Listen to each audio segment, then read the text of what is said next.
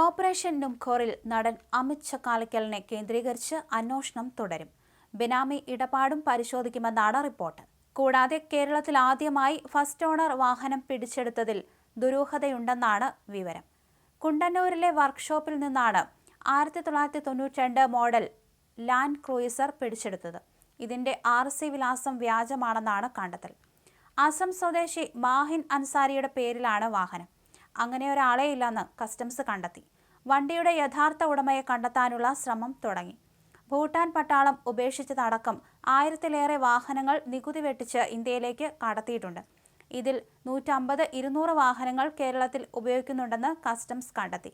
കടത്തിന്റെ സൂത്രധാരന്മാരും ഡൽഹി, ഹിമാചൽ പ്രദേശ് സ്വദേശികളുമായ സന്തോഷ് കുമാർ, ഹരികുമാർ, മനോജ് കുമാർ എന്നിവർക്കായി അന്വേഷണം ഊർജിതമാക്കി. അതേസമയം പിടിച്ചെടുത്ത 36 വാഹനങ്ങളുടെ ഉടമകൾക്ക് രേഖകൾ ഹാജരാക്കാൻ കസ്റ്റംസ് നോട്ടീസ് നൽകി. നടന്മാരായ പൃഥ്വിരാജ്, ദുൽഖർ സൽമാൻ എന്നിവരെയും നോട്ടീസ് നൽകി വിളിപ്പിക്കും. ദുൽഖറിനോട് 2 വാഹനങ്ങൾ കൂടി ഹാജരാക്കാനും നിർദ്ദേശിക്കും. ദുൽഖറിന്റെ വീട്ടിൽ നിന്ന് പിടിച്ചെടുത്ത തൃശൂർ രജിസ്ട്രേഷനിലുള്ള ലാൻഡ് ക്രൂയിസ് മറ്റൊരാളുടെ പേരിലാണ്.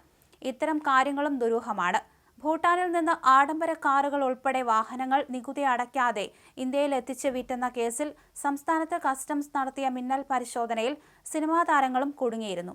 നടന്മാരായ പൃഥ്വിരാജ്, ദുൽഖർ സൽമാൻ, അമിത് ചക്കാലക്കൽ എന്നിവരുടെ വസതികളിലടക്കമായിരുന്നു പരിശോധന.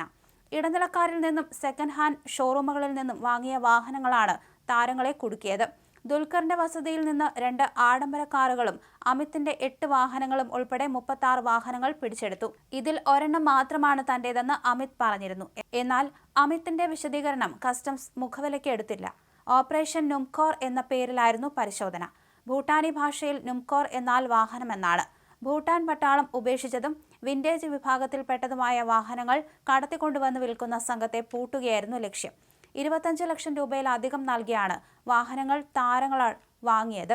ഭൂട്ടാനിൽ നിന്ന് വാഹനങ്ങൾ എത്തിച്ച ഇടനിലക്കാരുടെയും സെക്കൻഡ് ഹാൻഡ് ഷോറൂമുകളിൽ നിന്ന് വാഹനം വാങ്ങിയവരുടെയും വീടുകളിലടക്കം 35 ഇടങ്ങളിലായിരുന്നു പരിശോധന.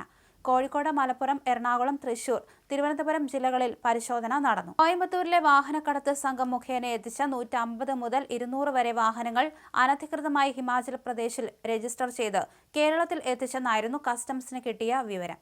ഇടനിലക്കാർ മുഖേന താരങ്ങളടക്കം വാഹനങ്ങൾ വാങ്ങിയെന്ന് ഉറപ്പാക്കിയ ശേഷമായിരുന്നു പരിശോധന. കള്ളപ്പണ ഇടപാടുകൾ, ഇന്ത്യൻ എംബസിയുടെയും മിലിറ്ററിയുടെയും പേരിൽ വ്യാജരേഖകൾ ചമയ്ക്കൽ, പരിവാഹനിൽ തിരുത്തൽ തുടങ്ങിയ കുറ്റങ്ങളും കസ്റ്റംസ് കണ്ടെത്തി.